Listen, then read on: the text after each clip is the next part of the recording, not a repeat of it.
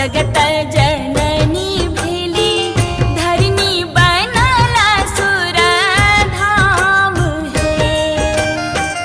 मिथिला के धिया सिया जगत जननी भेली धरनी बनला सुर धाम है।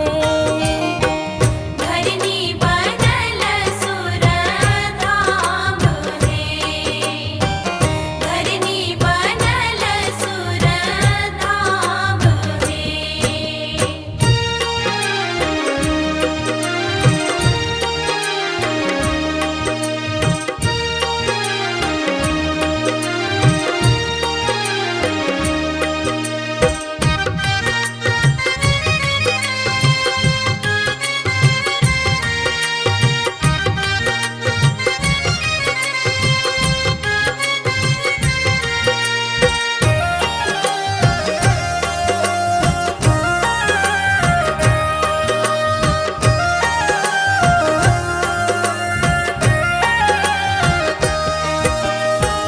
धन्य मिथिका भूमि उपजाला ऋषि मुनि।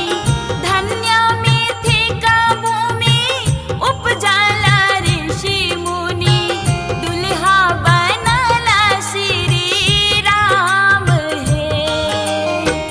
मिथिला के धिया सिया जगत जननी भेली धरनी बनला सुर धाम है। धरनी बनल सुर धाम है। धरनी बनल सुर धाम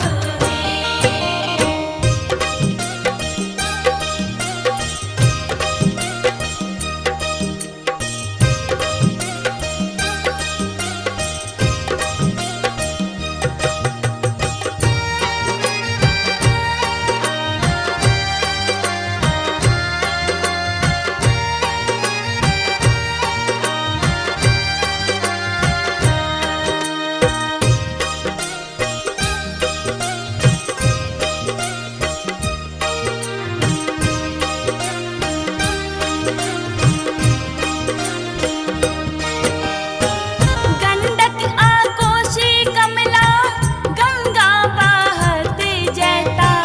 गंडक आ कोसी कमला गंगा बहत जैता। उगना बनला भगवान है। मिथिला के धिया सिया जगत